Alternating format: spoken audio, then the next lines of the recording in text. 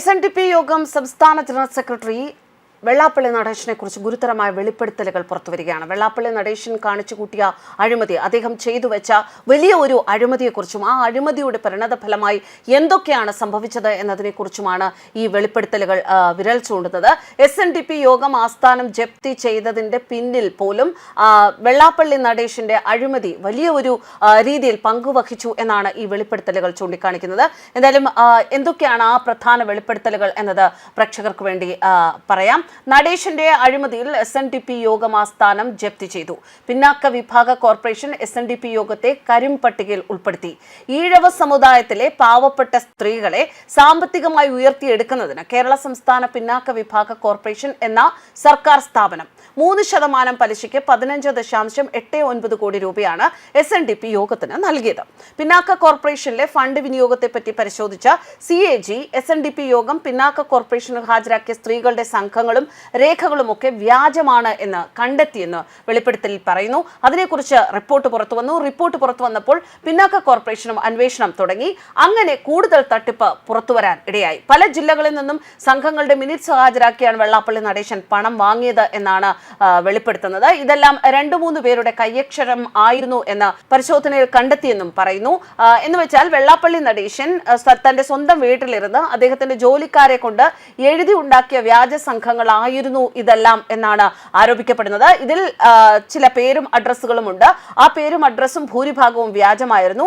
അതിനെ തുടർന്നുണ്ടായ പരാതിയിലും കേസിലുമാണ് സംസ്ഥാന വിജിലൻസ് അന്വേഷണം നടത്തിയപ്പോൾ അത് വലിയൊരു തട്ടിപ്പാണ് എന്ന് കണ്ടുപിടിച്ചത് എന്നാണ് ഇപ്പോൾ ആരോപിക്കപ്പെടുന്നത്. അങ്ങനെ കോടതിയുടെ നിർദ്ദേശത്താൽ 124 കേസ് വെള്ളാപ്പള്ളി നടേശനെ പ്രതിയാക്കി രജിസ്റ്റർ ചെയ്തു എന്നാണ് വിവരങ്ങൾ ലഭിക്കുന്നത്. ഈ കേസിൽ മെല്ലെപ്പോക്ക് ഉണ്ടായപ്പോൾ കേരള ഹൈക്കോടതി അതിൽ ഇടപെടുന്നു.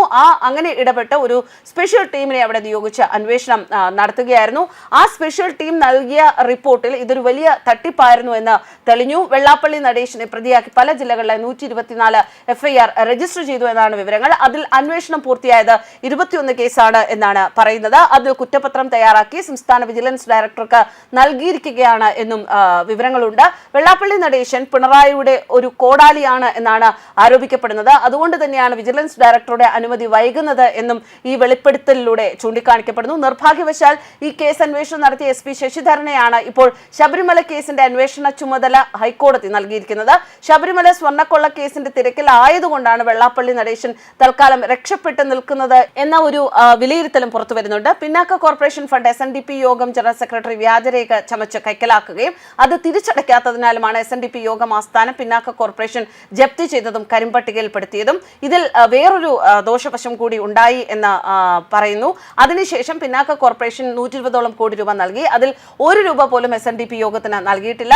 ഈഴവ സമുദായത്തിലെ സ്ത്രീകൾക്ക് കിട്ടിയതുമില്ല. എന്നിട്ട് വർഗീയത പറഞ്ഞ് ഈഴവരെ ഉദ്ധരിക്കാൻ നടക്കുന്ന ഒരു വ്യക്തിയാണ് വെള്ളാപ്പള്ളി നടേശൻ എന്നാണ് ആരോപിക്കപ്പെടുന്നത്. തട്ടിപ്പ് കേസുകളിൽ നിന്നും രക്ഷപ്പെടാനുള്ള തന്ത്രമാണ് അദ്ദേഹത്തിന്റെ പുതിയ കൂട്ടുകെട്ട് എന്നും സൂചനയുണ്ട്. ഈഴവ സമുദായത്തിലെ പാവപ്പെട്ട സ്ത്രീകളെ കൊള്ളയടിച്ച വെള്ളാപ്പള്ളി നടേശനെ പിന്തുണയ്ക്കുന്ന CJP മുന്നണിയെ ഈ സമുദായം തെരഞ്ഞെടുപ്പിൽ നിലംപരിശാക്കും എന്നും ഈ വെളിപ്പെടുത്തലിനൊപ്പം പൊതുസമൂഹം വിലയിരുത്തുന്നുണ്ട്. എന്തായാലും ഇത്തരം ഗുരുതരമായ വെളിപ്പെടുത്തലിൽ വെള്ളാപ്പള്ളി നടേശൻ ഒരു വലിയ അഴിമതി ചെയ്തു. ആ അഴിമതിയുടെ പരിണത ഫലമാണ് ആസ്ഥാന മന്ദിരം പോലും ജപ്തി ചെയ്ത് നഷ്ടപ്പെടാൻ ഇടയാക്കിയതും അതുപോലെ സ്വന്തം സമുദായത്തിലുള്ള ആൾക്കാർക്ക് ഒരുപാട് ബുദ്ധിമുട്ടുകൾ ഉണ്ടാക്കാൻ ഇടയാക്കിയത് എന്നുമാണ് ഈ വെളിപ്പെടുത്തലുകളിലൂടെ ഇപ്പോൾ പുറത്തുവരുന്ന പ്രധാന വസ്തുതകൾ. News desk കർമാൻസ്.